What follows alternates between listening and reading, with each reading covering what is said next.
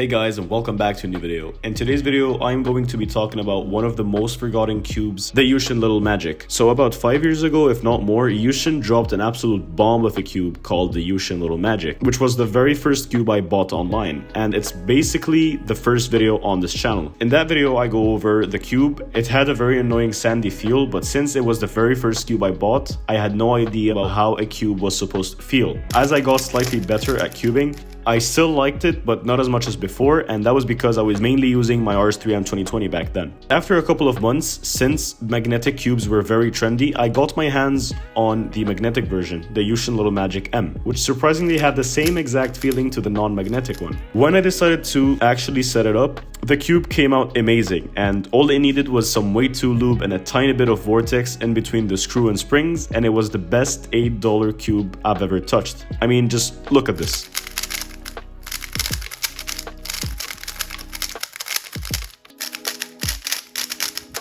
Now, before I continue, yes, it only has a screw, it comes with no accessories, and yes, other cubes have the same price and are way better. But this could be the best choice for someone who has no idea on how cubes work and how you're supposed to set them up with spring settings and other complicated things. And it's pretty much the best beginner-friendly cube. Now, this cube was my main at some point, but having more advanced cubes back then, like the GAN 11 and Pro, and some other very good cubes, led me to use it a very minimum amount of times. Obviously, this cube has some disadvantages, like it being slightly louder than other cubes, as well as having the cheap plastic feel. On the other hand, its corner cutting is great, it's super cheap, and it's definitely favored by many. I hope so, at least. I feel like this cube hasn't been talked about for a long time. Imagine having this instead of buying the $15 to $20 Rubik's brand cube. You'd learn so much better, and you'd actually enjoy learning and solving on the cube for the very first time. Now, Yushin even made a version 2. I'm sure it's as good, if not better, than the first version. So the cube